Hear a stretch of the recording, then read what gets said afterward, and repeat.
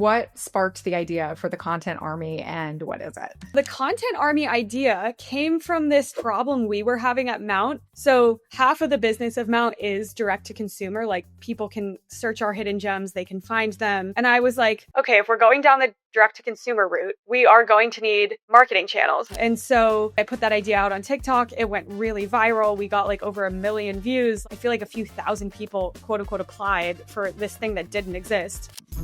Welcome to Get Paid for Your Pad, the definitive show on Airbnb hosting, featuring the best advice on how to maximize profits from your Airbnb listing, as well as real-life experiences from Airbnb hosts all over the world.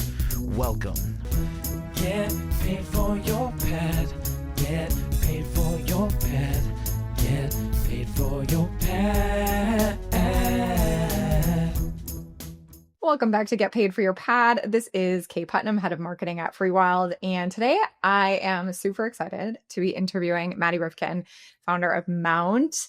Madi, how are you doing? Hi, Kay. Doing well. Thanks for having me. Absolutely. So you posted something on LinkedIn a couple weeks ago about how you put together a content army through what you're doing at Mount. And I immediately had to know more about it. So I invited you on the podcast. I invited you to the mastermind. So that'll be coming up as well. It seems to me like you guys have cracked the code on scaling content and partnerships with creators. And I cannot wait to dive in and hear all about it.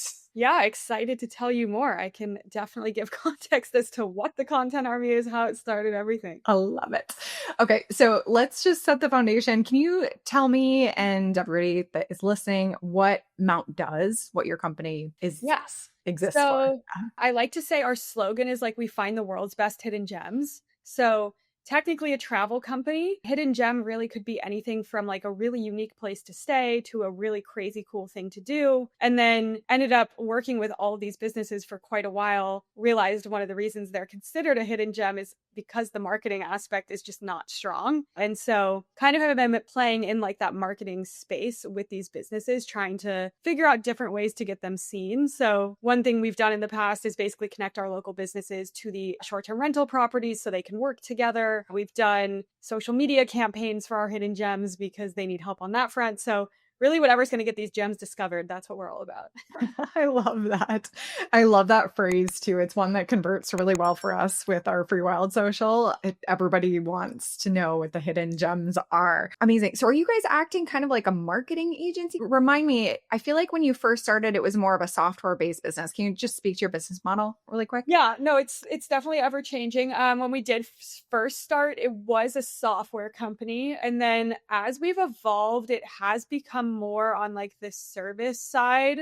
There's a chance we'll dive back into software because I'm always a believer like the best internal tools become, you know, the most used externally, hence the Content Army. But yeah, no, right now it is kind of agency service based. So if you're a business that considers yourself a hidden gem, or maybe you don't, even though you want to work with us, you come to us and we just like basically put together a plan on how we're going to market you, what that's going to look like, influencers, content creation, the full works.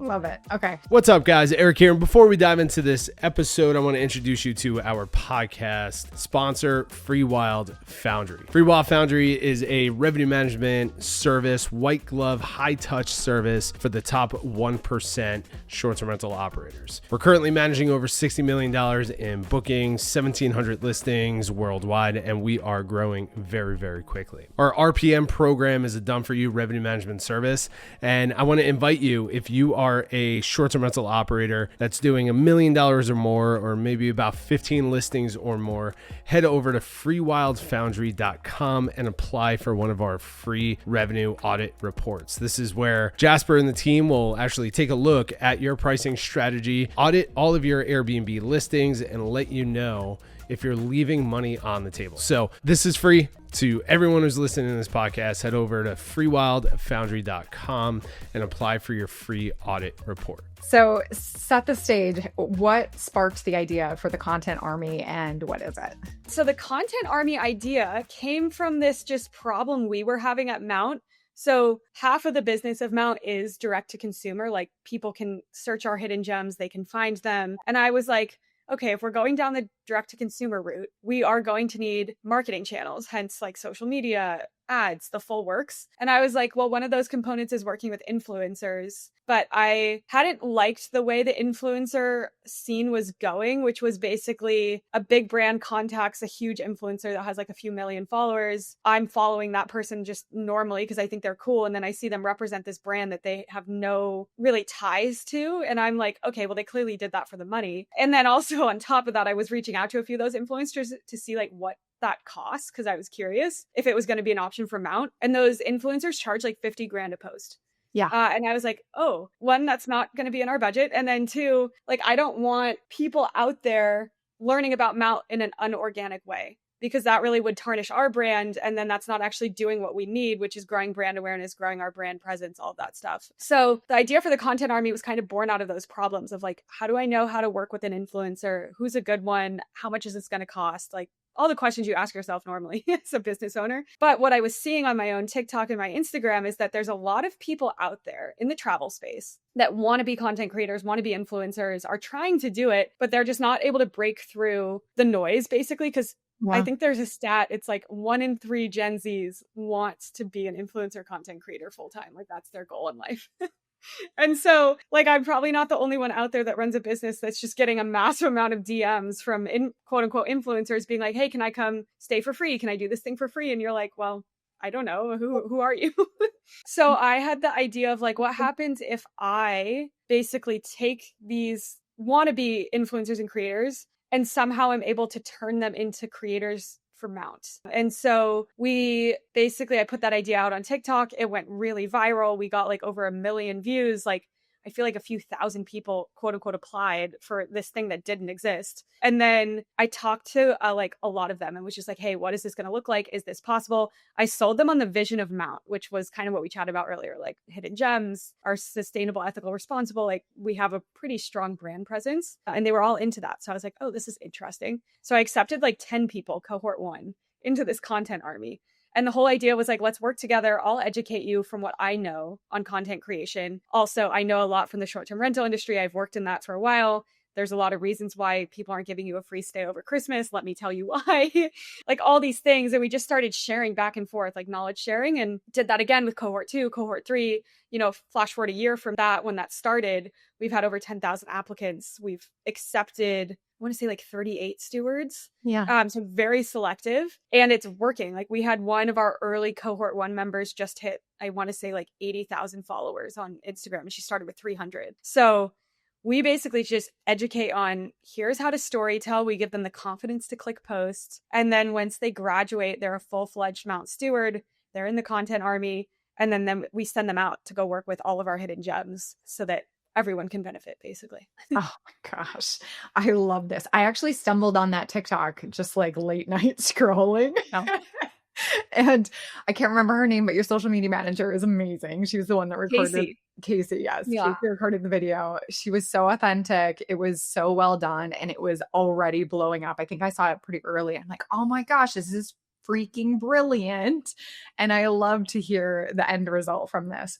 So fast forward to now, you have the content army. You said that you're sending them out to hidden gems. What does that look like? How do people work with your content army? Yeah, so we've done a few things over the last year. It's all really been in trial phase because we're like, this is so new. Like I don't really think another brand has built an influencer army like this way. No. Like traditionally you have just like one-off influencers you work with, but these people are like past the point of brand ambassadors. I don't even know. So we've partnered with property management companies and hosts to basically either bring in like a handful of our stewards at the same time. So then you are getting massive amounts of content over like a 3-4 day period with also people in the content. Because I also think that's really interesting. If you're going to bring in an influencer, like don't bring them in alone, because then your content, there's not going to be no one in the content.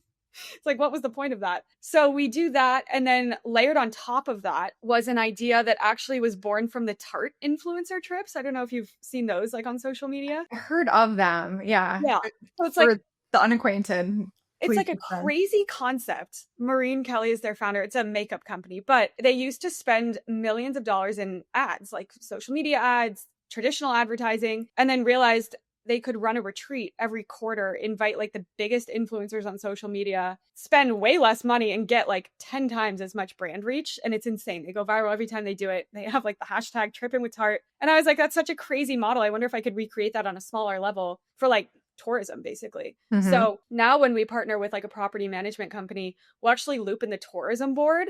And then we'll loop in all the other hidden gems we work with in that area. So you as the property manager, you're not just getting influencer style content of them staying at your house, but now you're getting that influencer style content of like the rafting company next door, because that's why people are coming to stay with you. And like it becomes very holistic. So that's been really cool. The ones we recently partnered with was Abode. We did that in Jackson Hole. We partnered with Cassiola in Aruba, which was super fun. So those have just been incredible. And we, love to do those. And then like more smaller scale, because those are large. We only do those like once a quarter. But smaller scale, like we'll bring in 1 or 2 creators, influencers.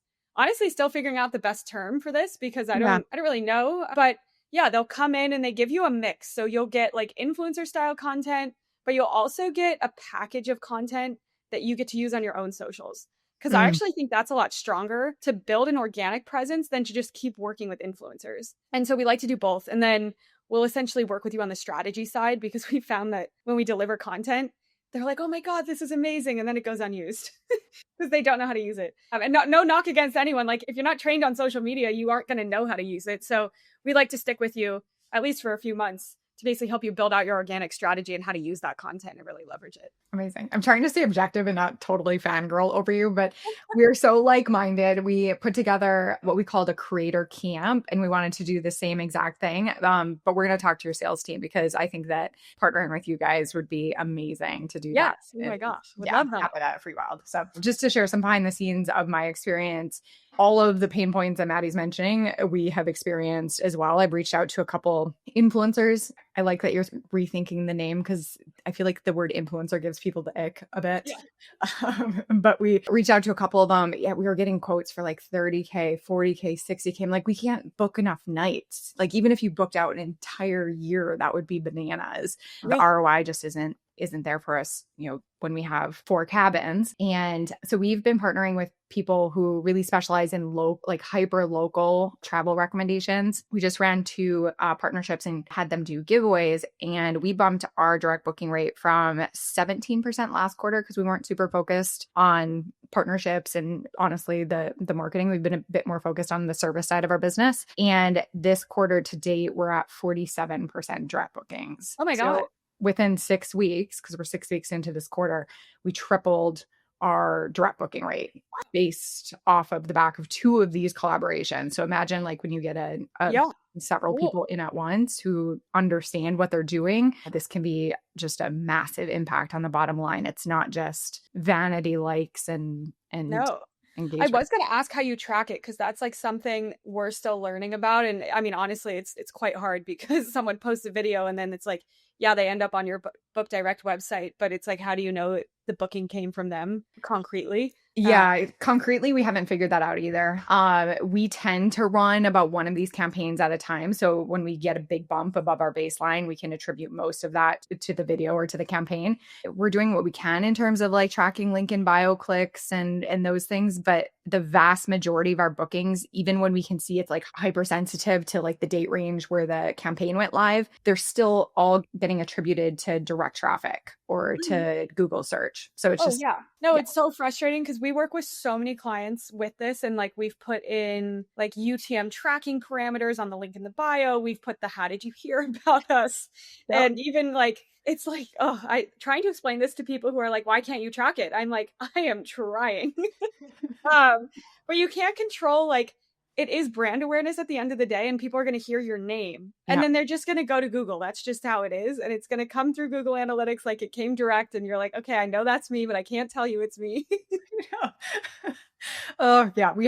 If you figure out a solution to that, or if you who is listening has figured out a solution to this, please let me know and Maddie know, because it's an ongoing issue. And the best we've been able to do is just pay really close attention to campaign run dates. And then we know what our averages are, so we can see those spikes in website traffic and search traffic and all those things. So I think if you are like, okay, taking a more holistic approach like you are, you're going to be satisfied because then you can totally see it works. But if you're going to take a really granular approach where you're like, the link got 0 in revenue in Google Analytics, like, yeah, it's not going to work.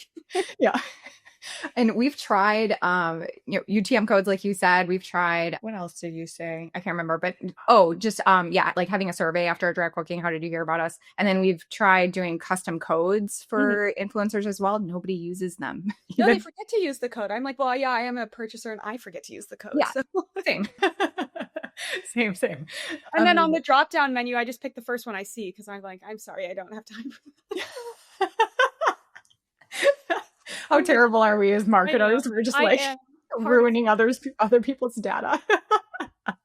Yeah. Oh man. What lessons have you learned so far with these collaborations and events that you put on? Like what's working right now? What's not working? So we've gotten pretty detailed on the matching aspect. So when we first did a partnership, we actually let the business, like property management company, choose the creators they wanted to work with.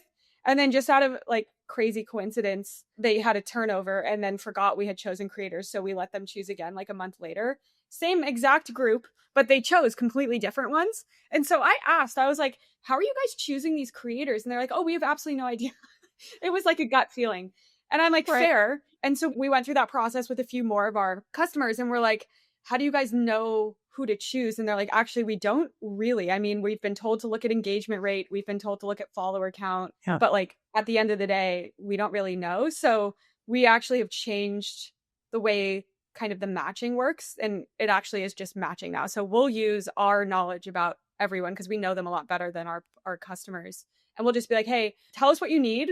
And we're like, here are the people we've matched you with. Like, we all think these could be a good fit. Now it's a matter of timing, like who's available to work with you, just because, they're not your only client. And then we'll go from there.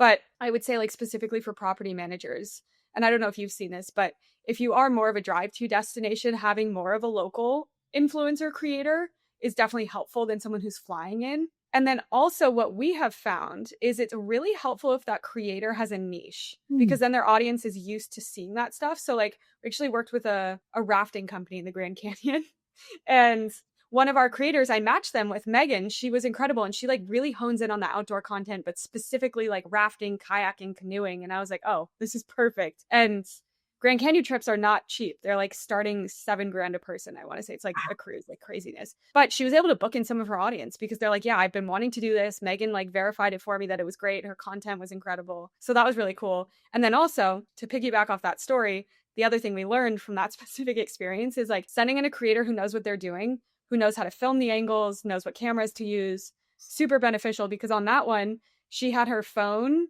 and then a special camera that she'd used before for like getting rafting content and stuff. And for some reason, the first day she was sitting in like the front of the boat when it got hit by a rapid, so tons of water, her phone broke, stopped working for the entire trip. And when you're down there, you can't get new gear. You can't. So thank God she knew to bring other stuff because if not, that would have been a total wasted trip and then no one would have been happy. So other learnings as well. Yeah. We have noticed the same thing with matching. We get a ton of inbound from people that want to come and stay. And a lot of times they're not even charging money. They just like, give me a free stay and I'll create content. But if they're not already creating content like we want them to create, their audience isn't as receptive to it. So if they're not already posting travel content or activity content or disconnecting in nature in our specific case, then there's going to be an audience mismatch there. It's not going to land. So that's been really important for us as well, is finding people who are already creating the kind of content that we want them to create for us, even if they have 100,000 followers or they have, whatever XYZ metric that people say to look for. That's not enough. You have to also find that brand alignment so the content actually is received well by their audience. Which is why I would say like influencers and working with them is almost harder, and you're going to get it wrong a lot of the time when you first start, than working with just pure content creators who can deliver you content you're posting yourself. Because for an organic strategy, like it takes 6 to 12 months to really see anything from that. It takes time. But if you're in control of the content, you're in control of the audience at this point. So then it converts a bit better. And a lot of times you can get both. So you can find somebody that has a bit of an audience that is a good match for you and they're willing to share their content. That's kind of like the magic trifecta. to have No, all we the love the both.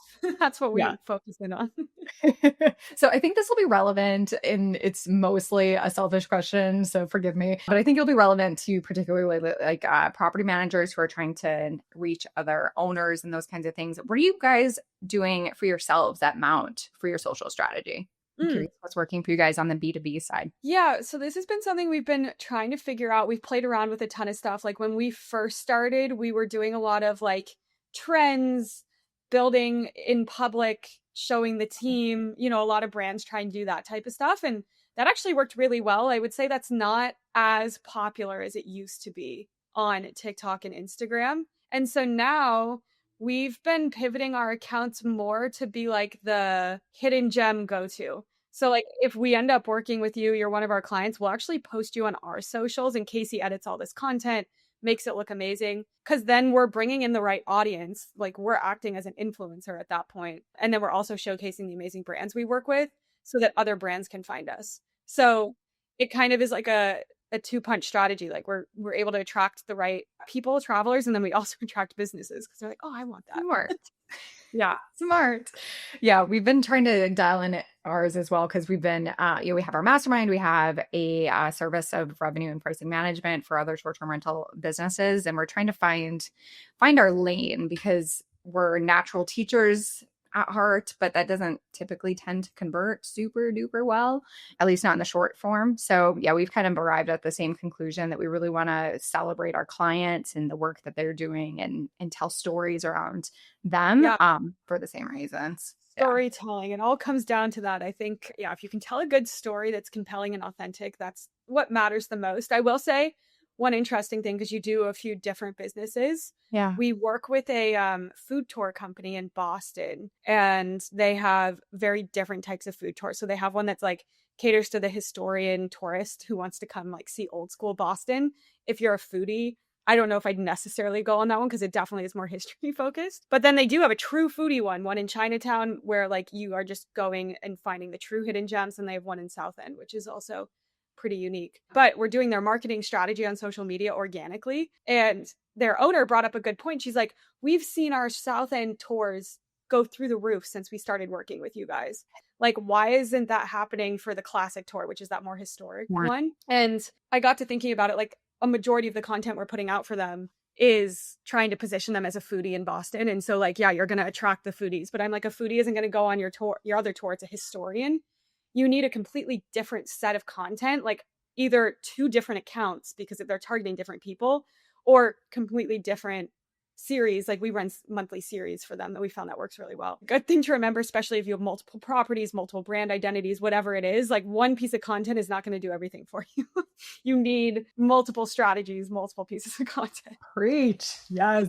Yes. Can you talk to me more about your creator events? I know that you put on some incredible, were you guys up in Maine for one of them? And then you mentioned, what are your ingredients for a successful event like that? So we've been playing around with a lot of the events. Like if I had unlimited budget, my dream actually, and I've been trying to sell some of the short-term rental conference people on this, and I keep getting shut down. But I think it would be an amazing opportunity if you brought the three kind of stakeholders of this travel industry together, which would be short-term rental hosts, property managers, the actual travelers, but in the form of content creators and influencers, and then also like local business owners. Because I think all three play very nicely together. It's why someone would be traveling. And I think if you brought all three together, one, you could learn incredible things from all of each other and probably level up. And then two, you just have crazy different perspectives. So like I pitched Verma this year, I wanted to actually bring in the content army to come and speak. Because I'm like, okay, you get a chance to learn from 12 influencers for 30 minutes. Ask them whatever you want. You probably have burning questions. And then you also get 12 vetted people who you could probably work with after that. Yeah, no, it's been shot down like 3 years ago. No. We'll get there one day. But in terms of like the smaller events, because again, budget is a constraint at the moment, for that one in Maine, that was actually an educational one. So we partnered with a property manager.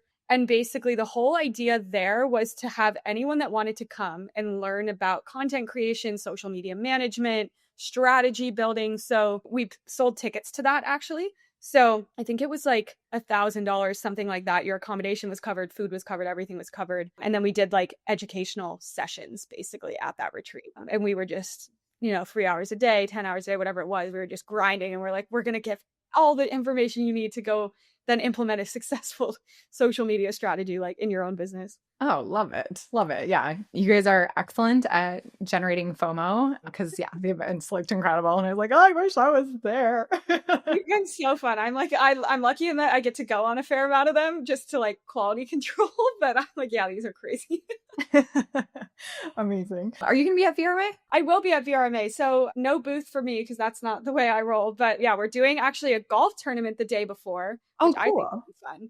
And then I think I'm speaking one of the days. I simply actually don't remember because I know they just announced. But one of the days I'm partnering with someone else and we're doing some sort of content workshop. I don't know exactly the details, but yeah. Yeah. We're going to be there as well. We're going to be teaching a revenue management workshop. Ooh, perfect. Oh my gosh. We can we'll get to connect in person, which will be super fun. Be good. Amazing. What's your goal with the golf tournament? Oh, that one I actually just do for enjoyment. I played, I think last time Verma was in Vegas, I played. It was an okay tournament.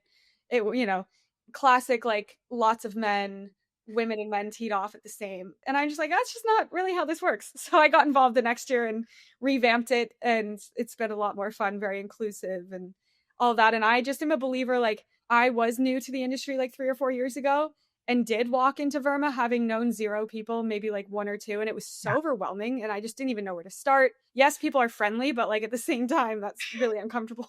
So I think the pre-events where it's a bit more small, manageable, and also centered around like a fun activity, so it's very low stress, it's a really great way to build lasting relationships. So I like doing that more than I like doing like a booth and hoping people come over. So like, yes, it's a golf tournament at Verma, but like we did like a yacht event one year, which was super cool. It's more actually a combination of like, what do I want to do / what's gonna be fun for everyone else, and then we get it done. That's pretty much how we make decisions too. Yeah. Like what would be effing awesome?